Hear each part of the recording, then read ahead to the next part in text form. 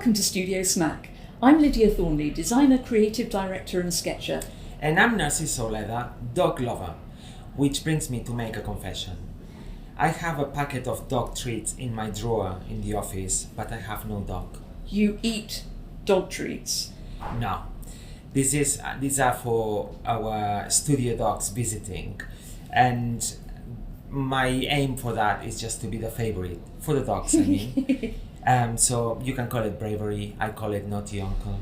So this month we're talking about studio snacks for studio dogs, starting confusingly with a human. Hello, Anya. Hi. So I think that should be hello shrew, and Anya is the translator of a shrew. The interview is not to Anya officially, although Anya is the voice that we're gonna give. Obviously not the first time that this happened.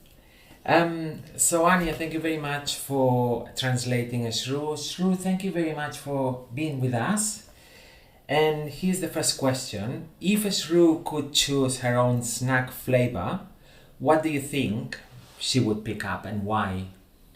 Ooh, all we know is that this is definitely going to be something really, really stinky. So one of her permanent favorites is like this dehydrated salmon strip. So it's a skin on fillet. It's so stinky. I smelled it. Yes, right? Because guests can pick it up if she's had it. And it's just the room that smells, but you can also smell it on her breath for a little bit. And I always like to say that it's a bit like the dog equivalent of someone opening a Red Bull in a crowded room, because it's just there and it just involves everyone else in the activity. Yeah, I totally agree. Have you ever tried doggy ice cream? And if a shrew could choose a flavor, what do you think she would choose? I mean, out of those bougie products for dogs, we've not tried ice cream yet, but we did try Doggy Bear, because if you look at her, she has this like craft bear stereotype face of like a full-on beard and eyebrows. I agree. Yeah, and it's like it's bottled like beer, and apparently lots and lots of dogs like it. She didn't. She didn't like it. Oh, it's true. I'm not surprised. I mean, she's not a mainstream dog, isn't she? I know. I think maybe it was also just the expectation, because you know when you fill it into the bowl and then everyone's looking, just like holding the breath, waiting for her to slurp it up, and she's like, no, I'm not going to be complicit in this. But yeah, the closest thing I guess to ice cream that she's had was a bit of salmon pate for Christmas at someone else's house. So it sounds like that would be your ice cream flavor. Would you put some toppings or anything? Yeah, if she invented one, she would probably go for something like a froyo, right? Like a fishy flavor froyo, maybe with a bit of peanut butter on top and something for crunch on top. So that could be maybe like a couple of pieces of, you know, those dehydrated duck breasts. I'm talking to you as if you buy dog treats all the time, but that's a classic thing, that she likes to eat animals that she would never have a chance at hunting for herself. That's fair enough. For those who never met, shrew is quite small. So dog snacks are usually shaped on everyday objects like bones, sticks.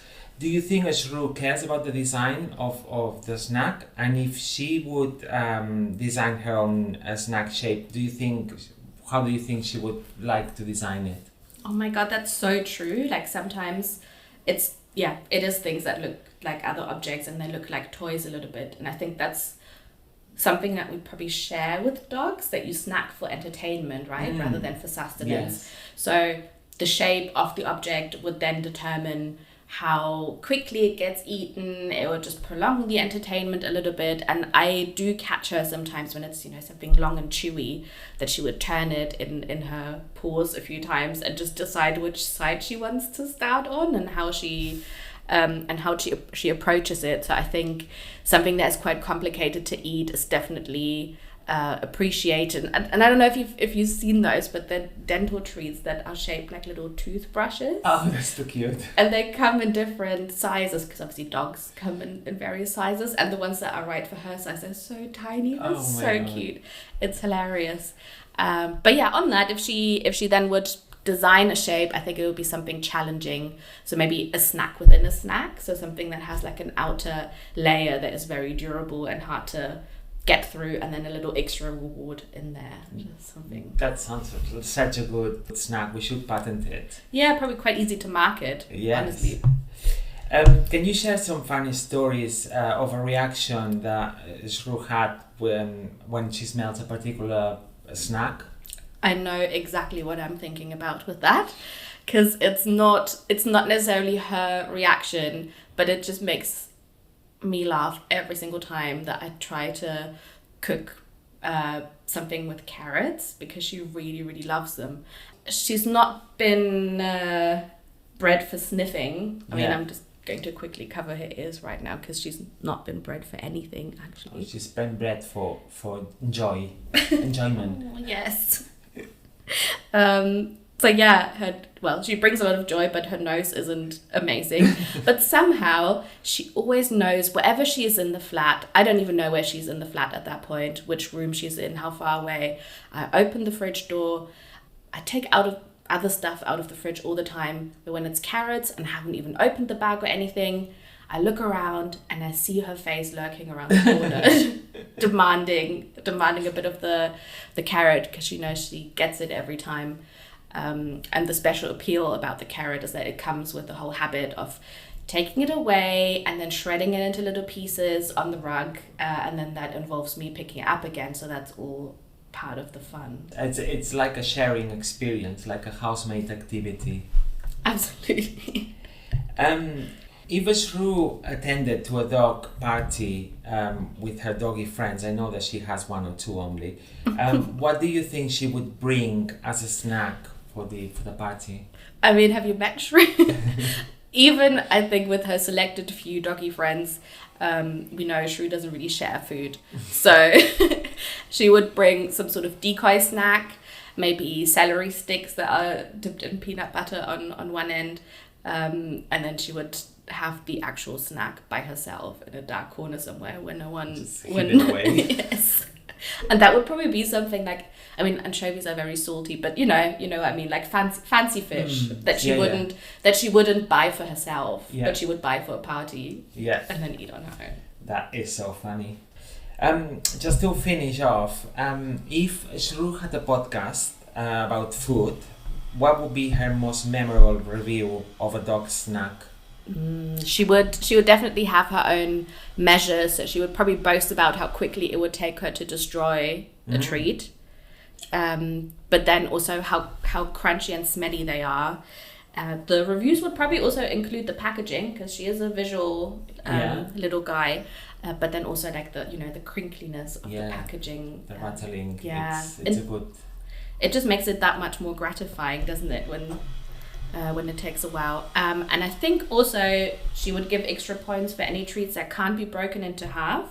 Yeah. Because of her size, sometimes the bigger chewy treats, she only gets half a portion. Yeah, fair enough. And which it's double enjoyment as well, yeah, if you decide to give her the other half later on. That's fantastic. Well, thank you very much, Shrew, for all your answers. And thank you very much, Anya, for putting the voice for Shrew. But what's the story with dog treats? Well, we have our nerd on demand Of course. has some answers. Well, I found stories about Romans and people in the early Middle Ages being very specific about what to feed their dogs. Then it all went downhill a bit, kitchen scraps basically, until in 1860 the first patented dog treat was made by James Spratt, whose factory was just down the canal from where we're recording, off Limehouse Cut. It's flats now, but it still has its signage. And the biscuits were made from wheat, beetroot, vegetables and beef blood, which sounds rather nice until you get to the blood bit. Yes. They did diverge into biscuits for humans, supplying the army and polar expeditions under a different brand, Poplar, which is the area because, well, dog biscuits. But how does a dog choose a snack? Shrew, any thoughts there? So I'm gonna be the interpreter. And so apparently dogs have fewer taste sensors, so they have a lot more smell sensors. And as Anya said, Shrew chooses the snacks by the smell. But they also follow human social behaviour. We found an article in Scientific American about that, saying that if our behaviour tells them that something is tasty, they'll want it too. Another source we find says that domestic dogs are evolved from hunters and that they take what opportunity they can. They would happily eat the same thing every day.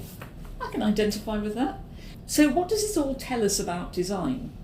Well, pet food packaging is big business, and my first thought was, should we be designing for the species the food is for? Which is of course nonsense, because pet food is bought by humans.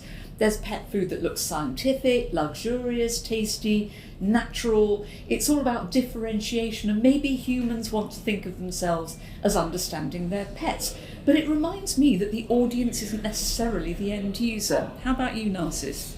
Yes, I agree with you that products are designed for their owners, and that actually makes me think about capitalism or owner-dog therapy. Another thing that makes me think is that designing for dogs is really, really fun.